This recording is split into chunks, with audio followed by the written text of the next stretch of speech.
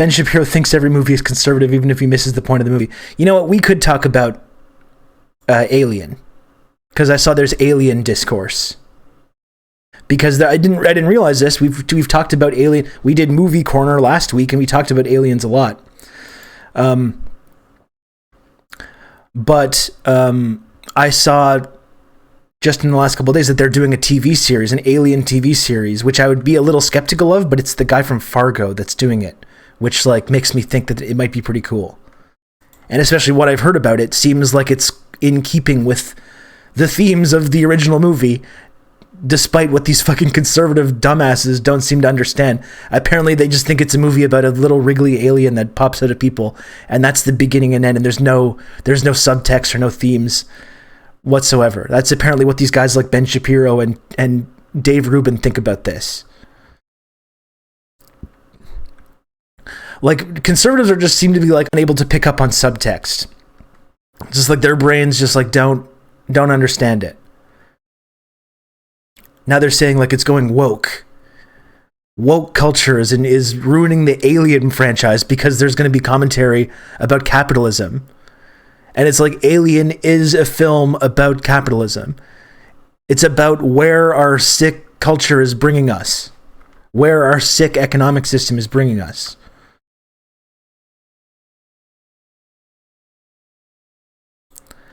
And I did a post about this. I did a post about this last summer, and because it came up today, I revisited this.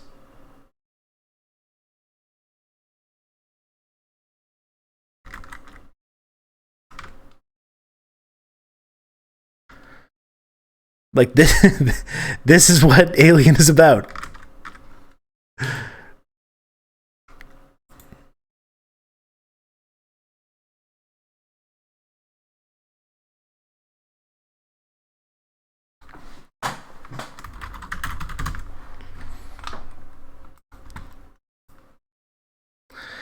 And like last week on Movie Corner, we were talking about Aliens, the sequel, which is also about space capitalism, but it's about colonialism specifically, right? You have the colonial marine. They're literally called in the sequel.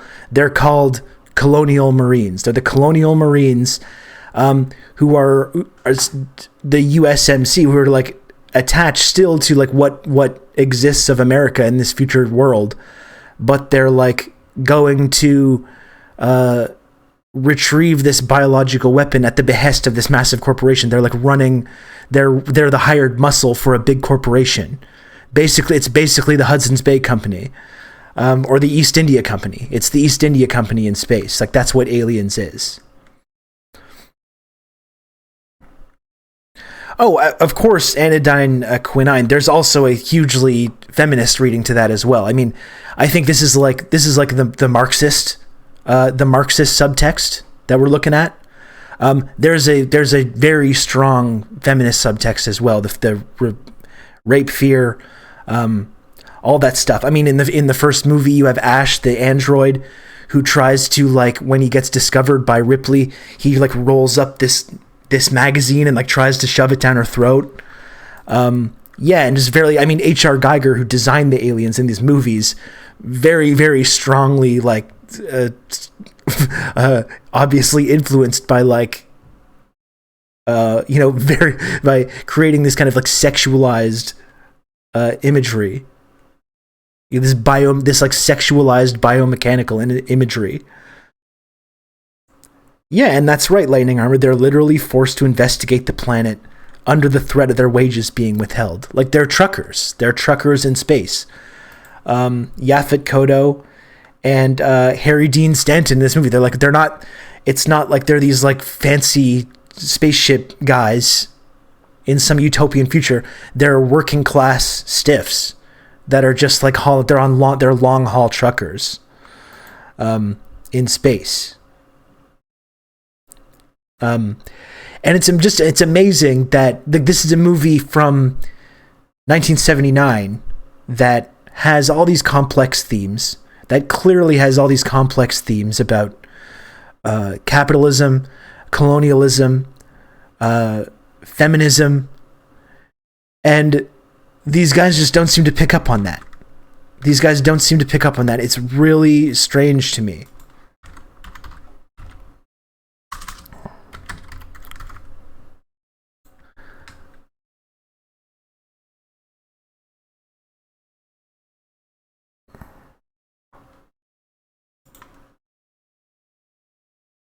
Yeah, Dave Rubin. Look at this. I've been saying for years that wokeism is a parasite that fully infects the host and then eventually bursts forth like the movie Alien. The circle is now complete. Because the guy says, Alien will explore what happens when the inequality we're struggling with now isn't resolved. That's woke. That's being woke, according to Dave Rubin. And literally, again, it's literally the fucking very basic theme of the very first movie in 1979. And it's like, I don't know if these guys are just like pretending to. Sometimes I don't know with Dave Rubin. Okay, well, I do know with Rubin. He's not pretending to be stupid. He's just a stupid man. He's just a stupid man. He's incurious. Just an incurious dumbass. Sometimes with these guys, I just don't know whether they're just pretending to be incurious dumbasses or not. Or just like, if they're just pretending to get a rise out of people and get the clicks and, you know, tie their little narrative together. I don't know. Rubin is just genuinely very stupid, though. I think that's the main thing with him. He's not pretending. He's not pretending to be stupid. He's just really just a dim bulb. You think Dave knows better, Lodane? I don't know. I don't know. Maybe he did at one point, because you see him talking, it's like, surely this is Dave doesn't believe the things he says. Well, maybe that's right, because I know he came from this different tradition, and maybe he's just grifting. I do think there's a level of, like, in order to have any kind of credibility in that, doing that kind of commentary, you have to, like, trick yourself into believing it a little bit, you know? Like, I don't think, even if you could call Dave Rubin a grifter, I do think after a certain point, in order to like say these things, you have to like convince yourself that it's true. So I don't know. But like, it's just very funny to me though, that they're like, they said it with Star Trek as well. You're injecting politics into Star Trek. Like this idea that things weren't political until some like time in 2016 when all of a sudden these evil libs started putting political messages into films and TV shows and music. Like, this is not a new phenomenon. I don't know, these guys are pretending that it's like this new thing. We're injecting this kind of political commentary. Movies used to just be about movies. You're injecting politics into this post-scarcity utopia. It's really amazing. You're injecting politics into Star Trek. You're injecting politics into Alien.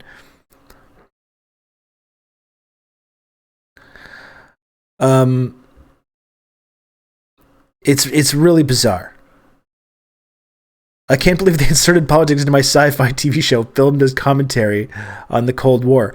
Even Star Wars, right? Last week on Movie Corner, we were talking about how Star Wars, and you know, George Lucas is extremely based and has for Hollywood some fairly radical beliefs, I think, that were on display in this movie. And as broken down by Boots Riley, Star Wars, who many of these guys like Dave Rubin would say is just some apolitical story about good versus evil or whatever. I mean, Star Wars was about Vietnam, the original one. You know, it was filmed like 3 years after the fall of Saigon.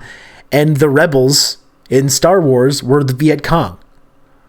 And George Lucas wanted to make a movie about the Viet Cong, but because he couldn't do this, they were like, there's no way you're going to be able to make this movie. It's going to be impossible for you to make a movie where the Viet Cong are the protagonists of the film. And he was just like, okay, well, what if I put it in space? And that's what Star Wars is.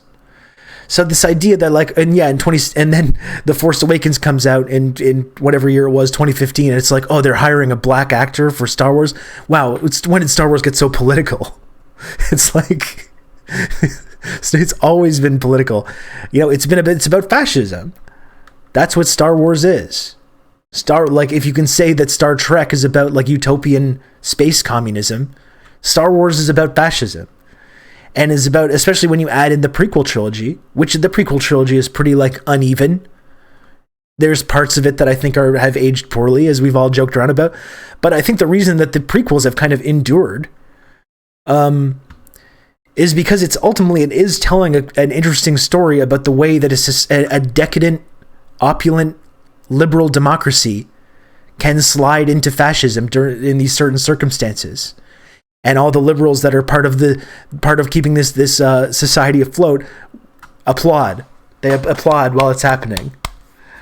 That's what these films are about.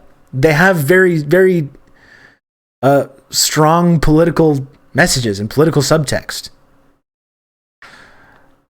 And it's amazing that these guys think that like hiring a black actor or a woman, like making a woman the protagonist, is somehow this like crazy radical political thing, injecting politics into these films that apparently were just completely apolitical previously. Don't make me see a black person. That's politics. That's literally what many of these people... There's a whole YouTube genre about this. About like, oh, there's a trans person in this film. There's a woman in this film. There's a black person in this film. Why is it so political? And it's like, it's not political. It's just cast films with females and gay people and trans people and people of color. That's not political. That's just putting people in a movie. There's nothing political about that.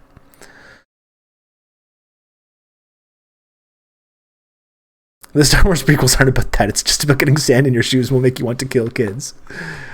Yeah.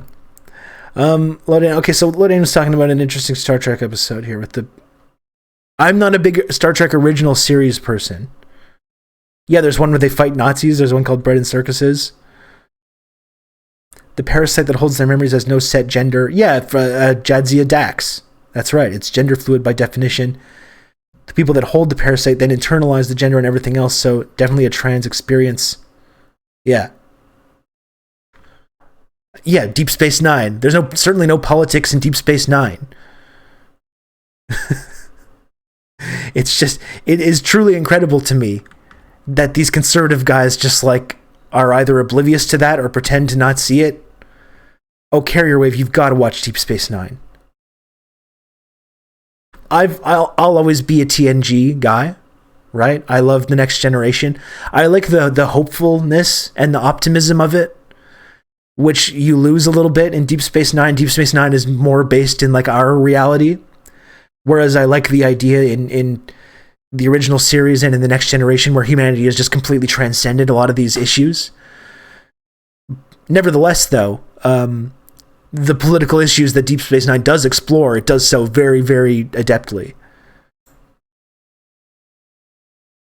Yeah, DS9. It's the Star Trek that came after Next Generation. They actually aired simultaneously, like the final few years of Next Generation and Deep Space Nine. But Deep Space Nine, it hits highs in terms of the series, which is as good as anything that ever happened in Star Trek, though. Like, it's just, there's some fantastic arcs and episodes in Deep Space Nine.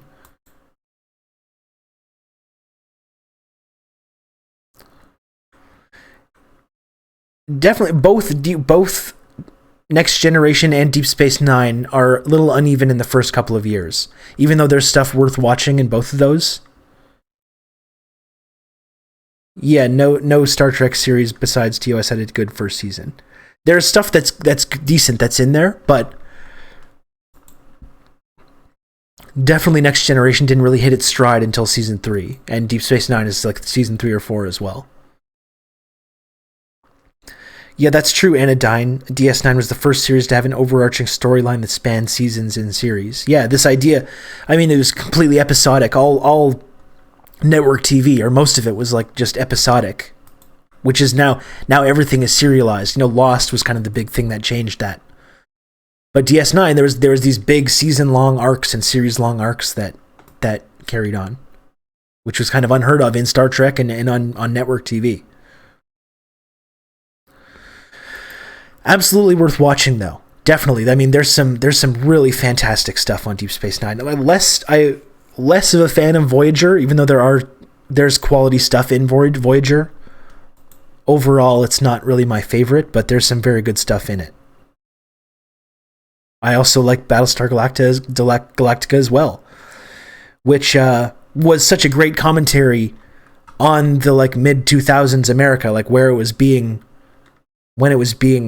created. It's such a stark commentary on a lot of the war on terror stuff that the US was going through at the time. I believe Lower Decks takes place during TNG. I haven't watched Lower Decks, though. I haven't watched any of the new stuff.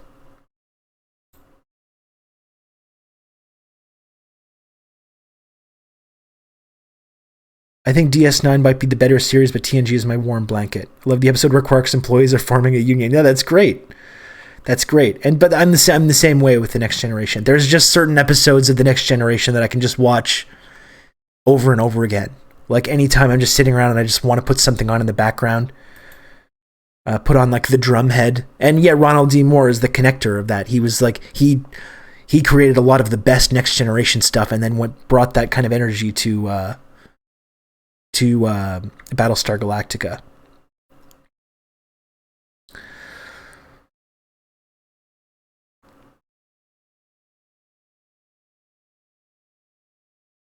Lower Decks is fantastic. Huh? I had low expectations for that. I just didn't know how I felt about like that kind of jokey animated stuff into the Star Trek world. But if you're recommending it, I'll check it out though.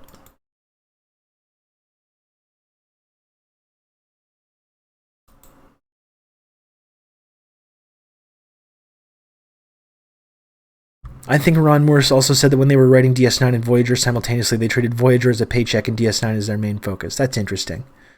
Because I know he wasn't part of the whole run of Voyager, right? He was just part of the beginning of it. And that's when it switched to, like, Rick Berman, I think, took over the whole franchise after that.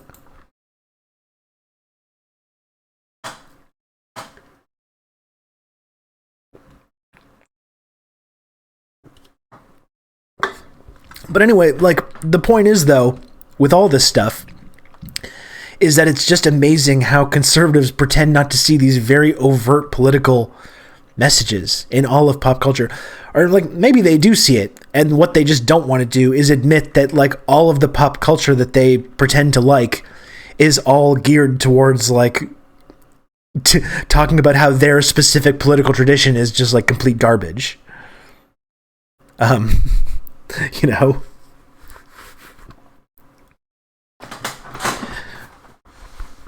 like fucking, it's hard to be like Ben Shapiro and be like, yes, I love Star Wars. Of course, before it became all political, I love Star Wars.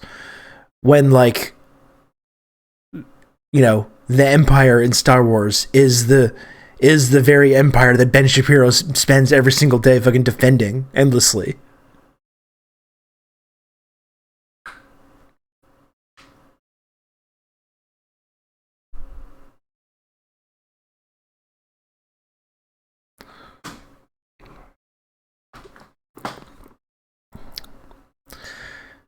Yes, science fiction in particular. That's right. I mean, it's very strange to me that they don't seem to pick up on this stuff. Like this idea, you know, again, that having criticisms of capitalism in Alien is part of wokeism. Wokeism, which just means anything that I don't like.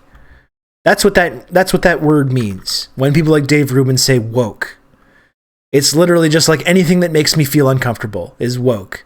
Anything that even suggests that the idea that, like, capitalism is bad, that colonialism is bad, that racism or sexism or transphobia is bad, anything that even hints at that, which makes me feel uncomfortable because I personally support all these things and benefit from all these things.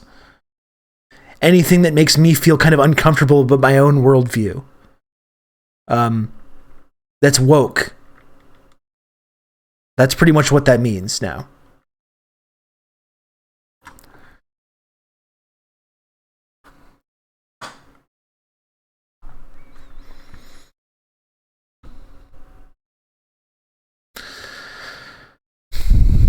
Anyway, it's been fun doing these movie corner episodes. I mean, a lot of my favorite science fiction films have this exact kind of commentary, or horror. You know, one of my favorite movies of all time is from 1978, Dawn of the Dead. And, you know, Dawn of the Dead doesn't just take place in a shopping mall because it's a cool location to have some zombie action.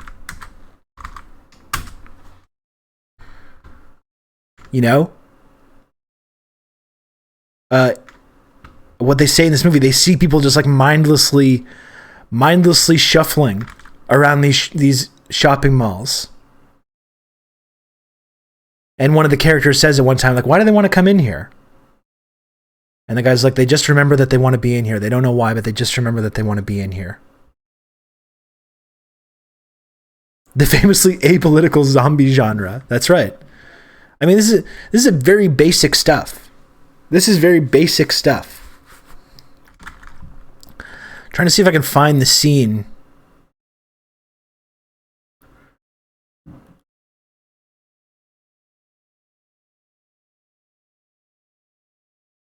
And it's like these people that, you know, they take over this shopping mall.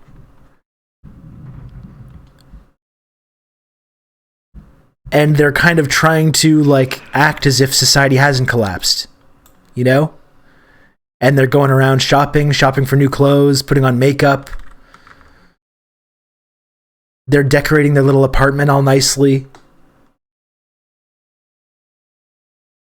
There's a famous scene where they go to they're like in the bank in the mall, and they're like filling the society is collapsed. There's no cops. There's no society. Their money is just worthless.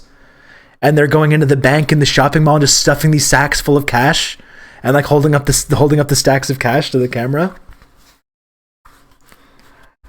I mean, it's amazing. And if you ask someone like Ben Shapiro or Dave Rubin, they think that this is just a genre that's just about monsters that eat people, and that's the end of the story. There's one more clip I want to try and find.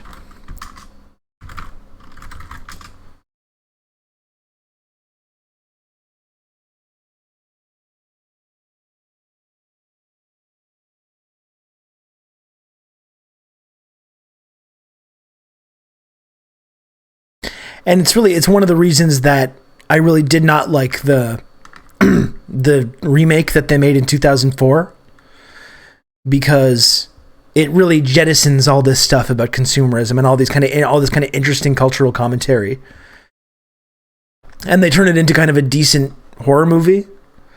But overall, it's like none of the things that make this movie interesting make it into that remake version.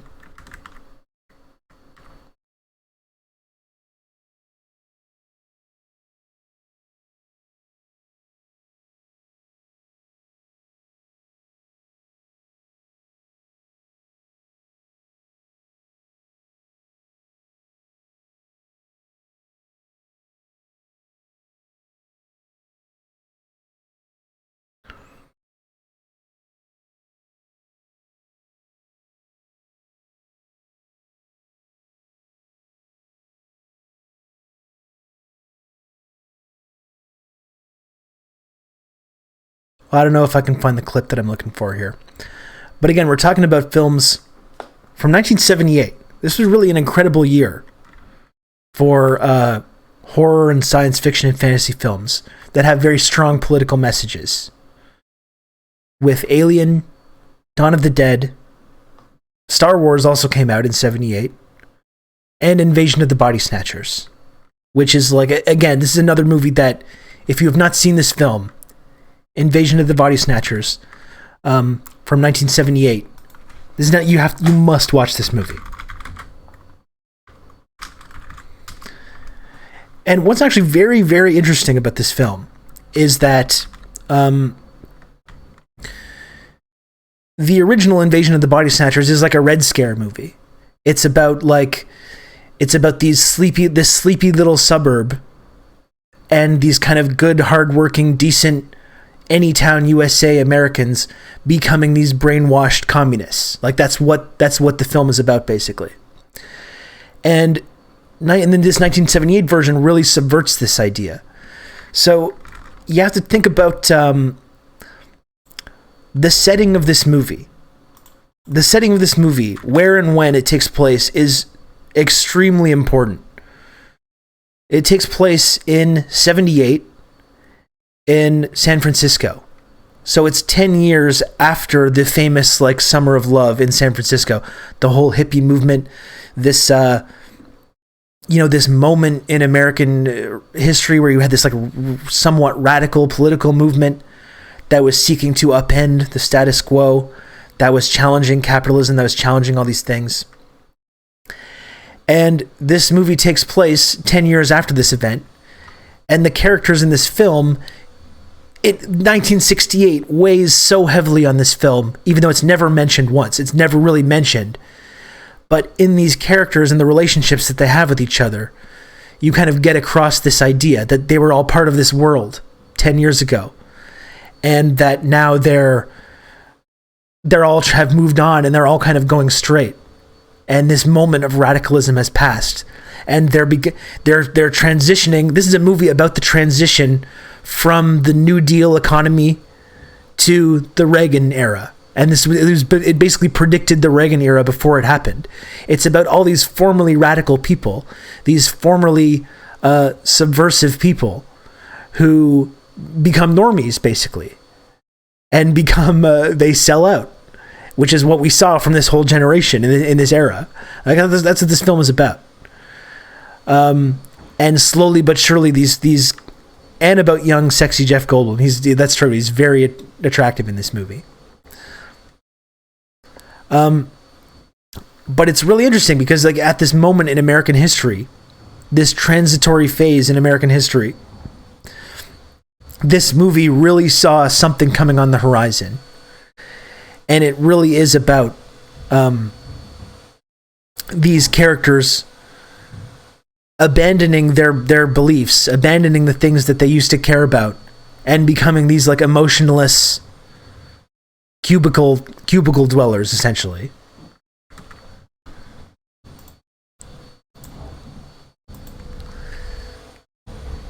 And it's got some very unsettling moments.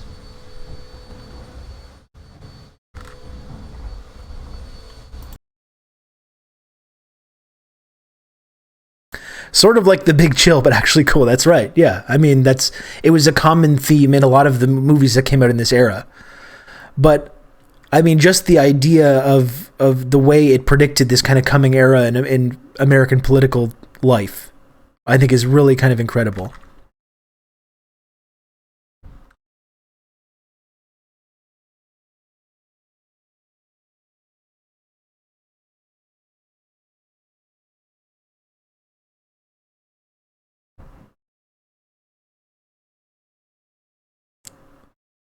See if I can find the one scene that I'm looking for here.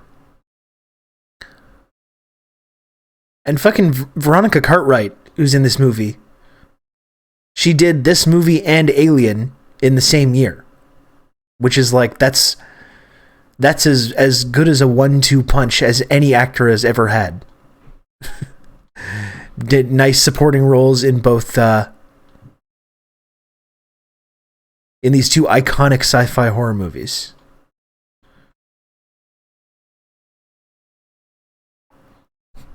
Now I'm wanting to watch the reaction of these guys watching this film.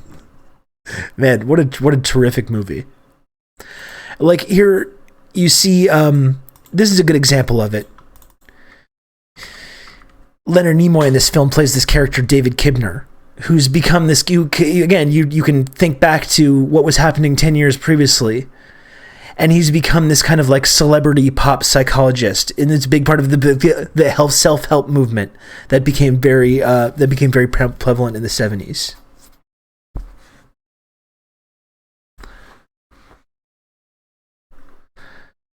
Of course, Goldblum in Jurassic Park, that is like the idealized Goldblum, but in this he's very young. He's got an intensity, I think, in this movie that he doesn't have in some of his later films. It really was weird.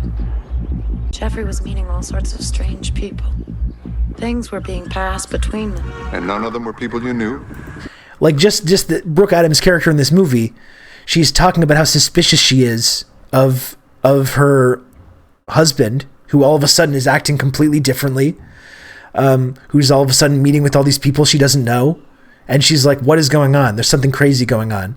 And all the men in her life are just like, yeah, you're probably under a lot of stress. They're all trying to like minimize what she's feeling. Like I'm sure if you're a woman, you've had those exact same conversations before, where you're like, I have a really bad feeling about something that's going on, and this man is just like, no, it's actually fine, and the problem is you. And he's like, yeah, I'm just going to take you to see my psychologist friend who's going to like make you feel better. Like, she's constantly belittled like through the whole first part of this movie by everybody until it becomes too obvious what's happening that they can't deny it anymore. Yeah, have you ever heard about something called hysteria? Yeah, no, it is. Yeah, it's gas. They're totally gaslighting her for the first act of this movie, constantly. Even though she's raising very valid points, she's following her husband who's acting like a completely different person. All of a sudden, he's meeting with all these weird people. She doesn't know what's going on, and they're just like, no, ma'am, please calm down. You're being hysterical. Weird. Jeffrey was meeting all sorts of strange. Let's get you to the fainting couch. Yeah. Things were being passed between them. And none of them were people you knew. You mentioned Quaaludes, but literally Leonard Nimoy in this film is like, let me give you a sedative. Like, it's exactly that. It's amazing. And I believe this stuff is absolutely intentional, you know? I didn't know any of them. Well, maybe they were patients. Rosemary's Baby as well. Also, No, Matthew. I believe 1978. What an amazing year for films. My goodness. 1978. I don't know what was going on. And I mean, I guess I do know what was going on. We were just talking about it, right? America's right on the precipice. Oh, Rosemary's Baby 68. Okay, sorry, I'm confused about something else. You're right. Nevertheless, though, 78, there's no undertones here. It's just about an alien takeover. That's right. No subtext whatsoever. You know, America was really on the precipice. The world was on the precipice of moving into this new era. Moving into the neoliberal era, right? We're 2 years away when this film came out, or Alien, or Dawn of the Dead. We're 2 years away from Reagan taking over and getting into the Reagan economy and the Thatcher economy and this neoliberal era. I mean, think about how much Dawn of the Dead is talking about consumerism, and this was like right before consumerism culture hit that gas pedal, basically, and became like the economy, the global economy, the globalized economy. What's up, Zeldcat? We're talking about film. We're doing Movie Corner. But let's check out this scene though, where they're gaslighting Brooke Adams though, because it's really amazing, and it's the way it's shot and with the soundtrack, the score is so unsettling. And please, if you've never seen this movie, I'll try not to spoil too much about it. If you've never seen this movie, you absolutely have to see this movie right away. Very, very important. I know they weren't. Okay. Well, Kibner will be able to explain something. I don't need a psychiatrist. Just forget that he's a psychiatrist. Just think of him as a very intelligent man, which is what he is. It's a book party. He's a celebrity. He's very famous, and you will really like him if you just forget that you think he's a psychiatrist. I don't know. Matthew, I've lived in this city all my life. But somehow today this is so great. Everything had changed. People were different. Not just Jeffrey, but everybody. Yesterday it all seemed normal. Today everything seemed the same, but it wasn't. It was a nightmare. It really became frightening. It was like the whole city had changed overnight. I mean, what's truly amazing about this, and we're moving away from like this political subtext, but there's some cool special effects in this movie. There's some cool special effects, or no, you're right. It's like living in Toronto. I mean, there is subtext to this, of course, as well, and talking about again the ways that like this city that she used to know, it's being gentrified, right? It used to be home to all these radicals and weirdos, and it's getting gentrified, and she doesn't recognize anyone anymore. But just in terms of like the filmmaking at work here, there's some cool special effects in this movie. There's some cool like horror stuff and science fiction elements. To me, this is like the scariest part of this movie, though. And how did they accomplish this? It's literally just like some weird kind of shaky camera shots with this unsettling music in the background, and it just gives you chills just to like look at it. You know, it's really, really amazing how like, and again, you talk about modern horror movies and it's so reliant on CGI and jump scares and gore and whatever, and that stuff can be fun. But what I love about this movie is these scenes where it just makes you feel physically uncomfortable, and all that's happening is just some weird camera moves and the score, some weird synth scores. It's incredible.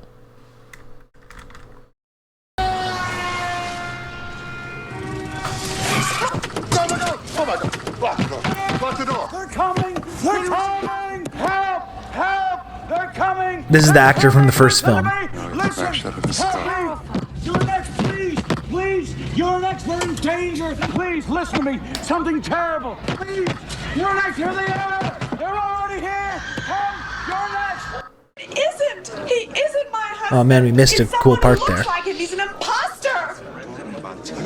He's your husband. You know him and I know him. I had to wait until today because he has a scar on the back of his neck, and when his hair is long, you can't see it. Yes. He went to have a haircut today. And the scar was gone. No, it's still there. Of course, it's still there. What did you expect? Oh man, they're skipping all over the scene here. I've heard anything like it in my life. They don't want to hear about. Man, I would really like to see this whole scene. There's some weird, unfortunate cuts that are going on here. The accident. Right, of course, it's a big conspiracy. What's a conspiracy? Everything. Thank you, M. Burke. Welcome. Catch you on the flip side as well. Exactly. Spock should know better. And honestly, Leonard Nimoy obviously got very typecast because of Star Trek and this iconic role of Spock. He is fucking great in this movie. This is probably easily one of my favorite performances, you know? He's so great at playing against type. Like, he plays like a character that really goes against a lot of these tropes that we think about when we talk about Leonard Nimoy. Yeah, 70s was like the peak of American filmmaking. Yeah, and I would agree with that. I mean, I love the 80s. The 80s, don't get me wrong, but it is true that something changed, kind of. And there was a lot more like interesting artistic statements being made. And in the neoliberal, like hyper-capitalist era, there's plenty of interesting subversive stuff in these films, but you did kind of lose something. I really love this kind of style of paranoid 70s film, which this, as much as this is a science fiction horror film, it's also one of these paranoid 70s political thrillers. Here's the I gaslighting. understand what you're trying to say. Matthew, to close my My name's favorite Elizabeth restaurant, Driscoll, the please. public health Come on, it's a department. decent Call place me. to eat. Catherine, come on, Catherine. That woman's husband's not her husband. I saw him today with Jeffrey. He's one of them. And she knows about it, and nobody's helping her. That's not true. Somebody's Oh, I'm helping. glad you've heard that. David Kibner, Elizabeth Driscoll. I've been hearing it all week. It's getting very popular. What's that? What's getting popular? I was trying to tell you that I also know somebody. Somebody who's changed. Can we go Yes. outside and talk about it? Listen, there's a lady up top, red hair, blue dress. She's interested in your work.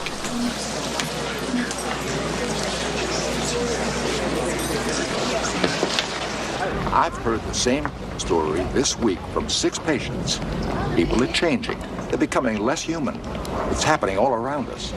That's not what we're talking about. This has nothing to do with the man that I live with. It has everything to do with it, don't you see? People are stepping in and out of relationships too fast because they don't want the responsibility. Not listening. That's why marriages are going to hell. The whole He's trying to family sell unit is books. shot to hell. David, you're not listening to what she's saying. Matthew, please stay out of this. You see, that's the point. I'm listening to you, but he doesn't think I am. Why?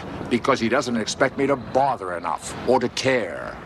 Belichick, I'm telling you for the last time, I want you to stop. I want you to stand still, be quiet, and shut up. Jack. Why? How did you feel about what I just did? Why? Why the stories and not? How did you feel? You were probably shocked. You wanted to shut your feelings off, withdraw, maybe make believe that it wasn't happening because then you don't have to deal with it. I want to deal with that poor woman in the bookstore. Why? Do you identify with her? Yes. Okay.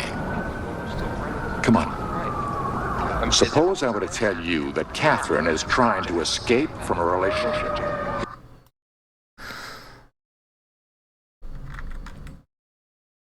God damn, that's good stuff. I actually saw this film. This is one of the top San Francisco films.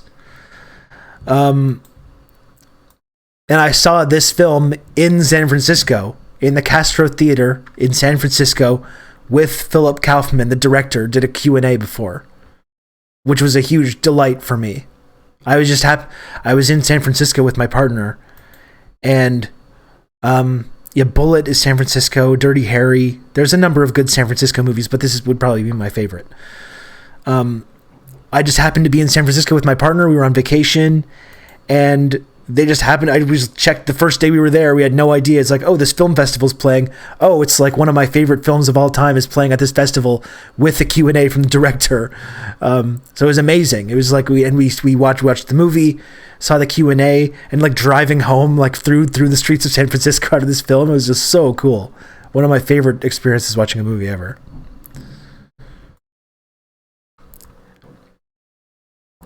The worst thing is that folks think some stuff isn't political when literally everything is. We don't see politics because we're numb to it. We're acclimatized to the ideas. And that's what got us started on talking about this, right? Talking about these like conservative guys like Ben Shapiro and Dave Rubin saying that like because there's a new Alien TV series coming out that's like because it's going to deal with issues of capitalism, that it's woke. And that woke culture has like affected things. And these films were never political before. And as we've been talking about, like these films are about capitalism. Like this is the primary things that these things are about. Says it's still political in the fact that the woman's being gaslighted. Historically, that's always happened. Like Martha Mitchell, wife of U.S. Attorney General, leaked a lot of info to the press during the Cold War. And they sent her to rehab and told the press she had drinking problems, even though she was completely fine. Yeah, no, that's a. And again, like we're talking about Alien. As much as there's like a Marxist reading of Alien, there's an anti-capitalist reading of Alien. There's a very strong feminist subtext as well, and this is the same thing because you see that's the whole first act of this movie. Is she's just like desperately trying to explain to people that there's something terrible going on, and they're all just like, please ma'am, come on, calm down now, you need a sedative. You need my spear ideology, that's it. Yeah, that's right.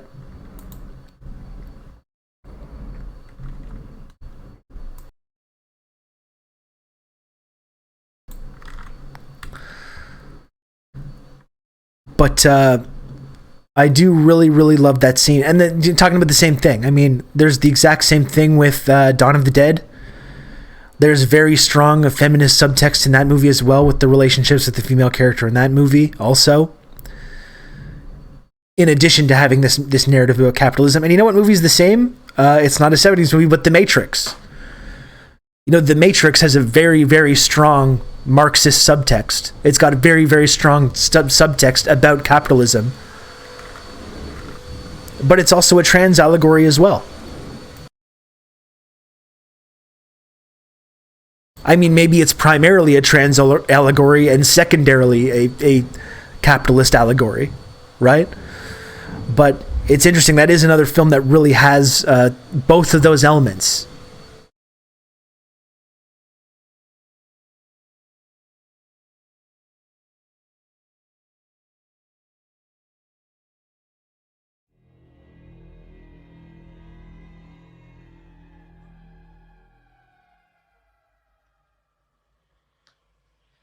All right, let's back up and go through it once more, step by step. You all thought you saw a body at the baths. You thought it was dead. You didn't know what it was. You touched it. All of you touched it. Nancy, you saw it open its eyes. It looked right at me. And Belichick, you saw its eyes open. No, I saw its nose bleed. Well, if you saw its nose bleed, And Nancy saw its eyes open. He must have been alive. Let me fix the volume. It's tricky with the volume sometimes. This is on max. Everything is turned up to max. Sometimes it's loud, sometimes it's not loud. I can put some gain, but that doesn't always solve the problem. Sometimes it makes it sound like shit. One sec though.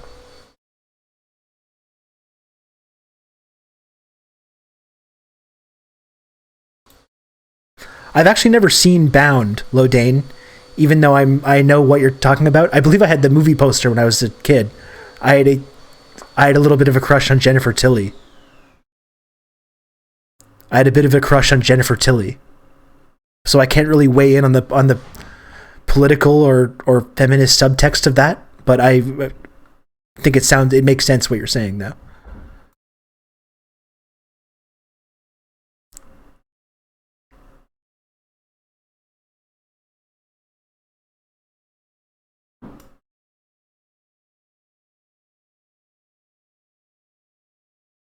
Oh, I still have a crush on Gina Gershon and Jen Tilly. Tell me if this is any better. All right, let's back up and go through it once more, step by step. You all thought you saw a body at the baths. You thought it was dead. You didn't know what it was. You touched it. All of you touched it. Nancy, you saw it open its eyes. It looked right at me. Oh, here, how about this? And Belichick, you saw its eyes open. No, I saw its nose bleed. Well, if you saw its nose bleed, and Nancy saw its eyes open, he must have been alive. No, David, what you're doing wrong, you're looking at it as if it was human. It was not human. Matthew, what else would it be? It was something, but it was not human. It had white hair on it. It was growing. When the one at Jack's place was like Jack, but it wasn't as developed as the one at Elizabeth's place. It had tendrils on it. The one at Elizabeth's place was duplicating her. And if Matthew hadn't taken me out of there, the same thing that's happened to Jeffrey would have happened to me. Elizabeth, would you please tell me, in your opinion, It's true, the 70s fashion is great, especially Nimoy's little glove thing. I've always loved this. I don't know what you would call this. Yeah, I don't know what you would call this article. It's not a glove. I should start wearing these kind of streaming gloves. I should start trying to do that. An archer's glove. It's like a hand thong. Yeah, I don't know. I've always loved this little flourish, though. It's It's amazing. So cool. exactly what is happening? People are being duplicated. And once it's happened to you, you're part of this thing. It almost happened to me. And again, remember, we're talking about formerly radical people, formerly subversive people who are slowly like losing their whole personalities. They're losing everything about them that made them unique and interesting. And they're all being absorbed into this big blob. And this Dame has the vapors. Yeah, that's right. He's still trying to gaslight them, even though now more of the other men around her finally believe her. But that's what I mean. That's what this film is about. It's about how capitalism slowly drains us of everything that makes us unique individuals. And how we had these people that formerly had these radical beliefs slowly but surely got subsumed into the system until they were part of it. And they're all part of the same thing that they used to be struggling against. That's what this film is about. I didn't sell out, I bought in. Yeah, that's what Nimoy would say in this film. One could say that all that's solid melts into air. One could say that, yeah. Look, the reason that you don't believe Elizabeth is because the other body disappeared. Now it disappeared because Jeffrey took it. Yeah, well then what happened to my other body then? Oh, people, will you please listen to yourselves? Will you please listen to what you're saying? Nemo is just Look, I great. can deal with a body being moved. I can even deal with a body getting up and leaving. But when you start talking about his other body, her other body, people being duplicated, will you listen to how that sounds? Don't you think we know how insane this sounds? But what do you think we're doing? You think we're making it up? What are you having trouble accepting? Do you believe that my body looked like me?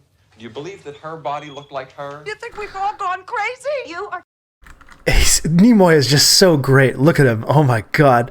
But it's another thing that makes this movie so cool. Yeah, we're talking about films with political subtext, specifically like science fiction films. And I'm talking about a trio of films from 1978, which I really love, all of which have really strong anti-capitalist and feminist undertones. Invasion of the Body Snatchers, Dawn of the Dead, and Alien. But that's another thing I love about this movie, though, is that it's based on sleeping, and that this change only takes place when you go to sleep.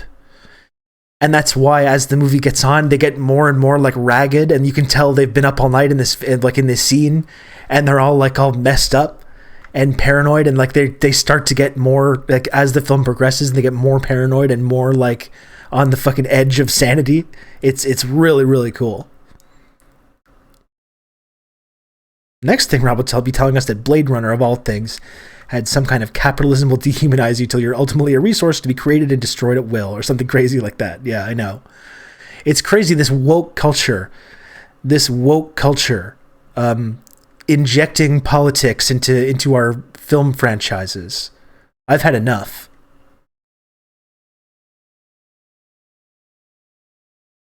I don't believe that line is in this one. Maybe the original, I'm not sure. There was also a couple of other remakes. One from the 90s and one from the late 2000s, who someone was mentioning. I never saw the remake. It was made by that German director that made that film Downfall about Hitler.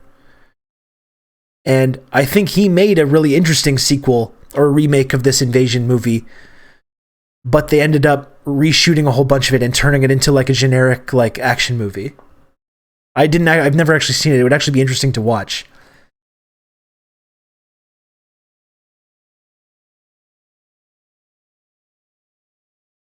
Because I know he was trying to do something interesting with it, and they shot all these action. They did a bunch of expensive reshoots and action scenes and stuff.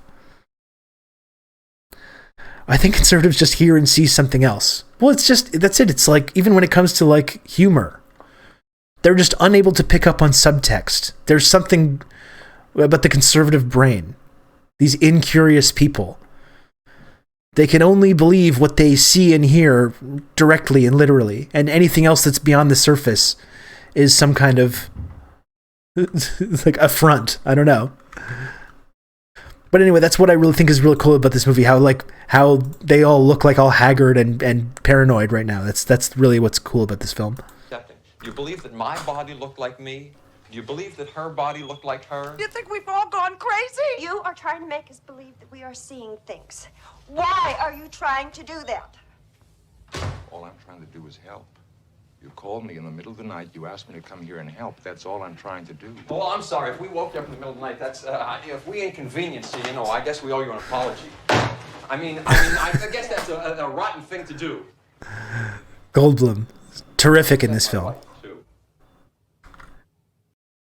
And then you see later in the movie, like these two characters, Nimoy and Goldblum, in this film, they have some kind of like animosity together, and they're always like bouncing off each other.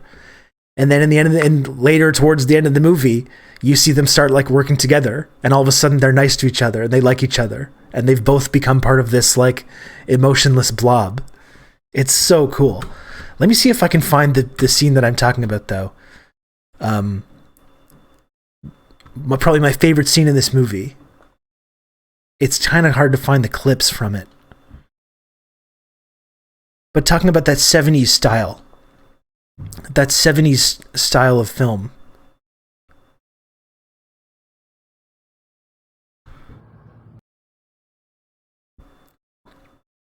And it's like one of the scariest, most unsettling moments in the movie. And all it is I think this is it. This is a busy...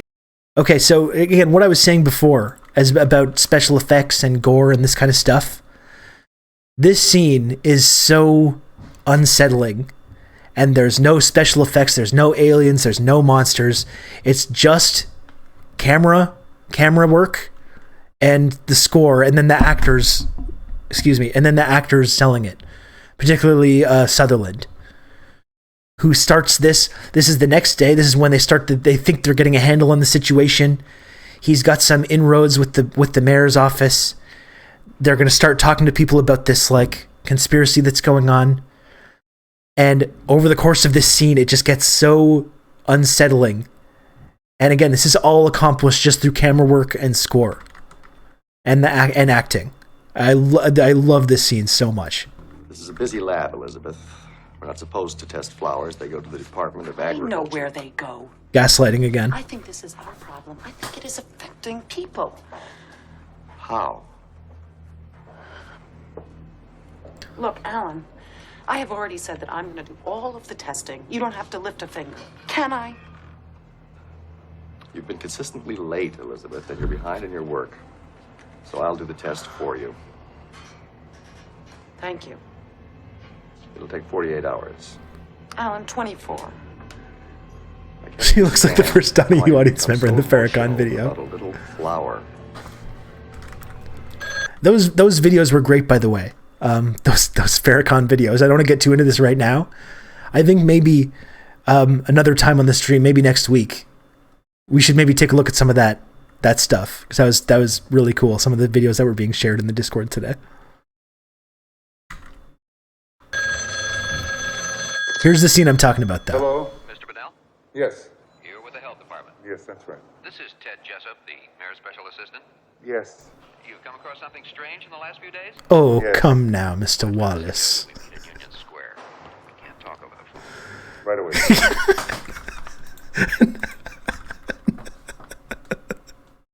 Another rocket ship to cancellation. Well, I don't know what I'm doing. It's like I'm going to and eventually I'm just going to alienate every single person on this platform except the few dozen people that like to come and hang out here. We're going to talk about North Korea, Stalin, and we're going to bring in Louis Farrakhan into the mix. Okay, here's the scene though. Again, this is in the context of like the 70s political thrillers that were coming out around the same time. This is right up there with any of these films. And this scene in particular, all accomplished through camera work and score and acting and editing. Zero monsters, zero gore, zero special effects. So then you'll meet me here again tomorrow, right, Mr. Bennell? Yeah. Now, don't say a word to anyone. Keep it quiet. Whatever you say. Like, this is kind of filmed like that movie The Conversation with Gene Hackman. Operator, no, I put in a quarter. Oh man, the score just... I get chills as soon as I start listening to it. Yes, my name is Matthew Bennell. The mayor's in conference right now, but he wants you to know that Dr. Kibner called him personally to express his concern as well. And Mr. Bennell... Yes, the parallax view, I'd like to see that one as well. This whole thing might be abating. Hello. Matthew Bennell. Yes. I'm Michaels. I'm with the Federal... Look at this camera work. Yes. Now, these reports of strange, unexplained diseased bodies, my understanding is that you haven't actually analyzed anything. You have no tissue samples. No, I'm... Mr. Burnell, it does seem you're just winging your conclusions.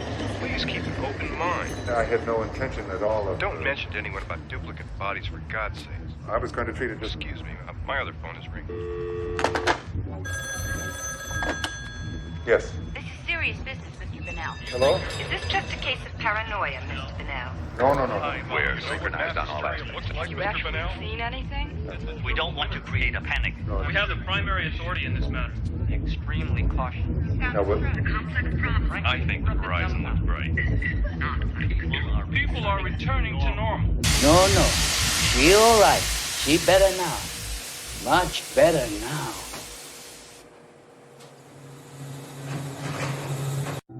Oh man. This is great stuff. I don't want to spoil too much more of this movie. You know, I've talked a little bit about the political implications and everything. Please watch this movie if you've never seen this, though. Please. I'm begging you to watch this movie.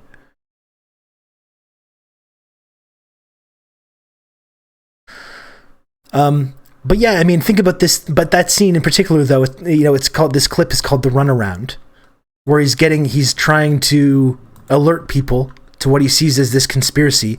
In this film, he plays a public health inspector as well. So, like, imagine this is like someone talking about. Whatever you say. Imagine this is someone trying to alert the media or the government about DuPont pumping chemicals into a water space, or like, you know, any kind of a major industrial disaster or anything like that, and just getting the runaround like that.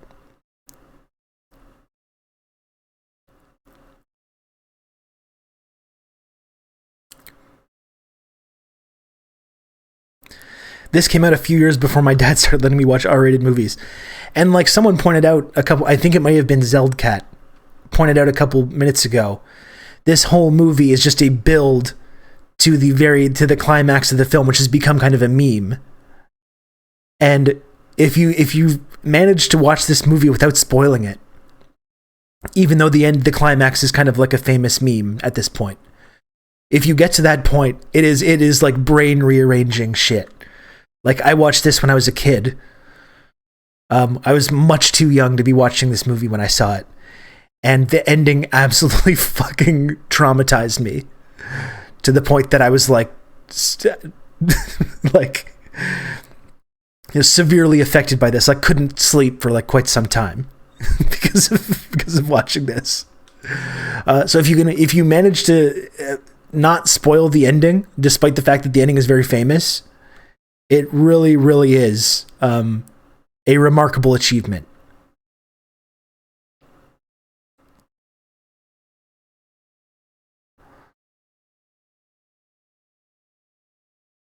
Or a bunch of private sector ghost catchers using amateur nuclear technology. Well, that's the flip side of that, right?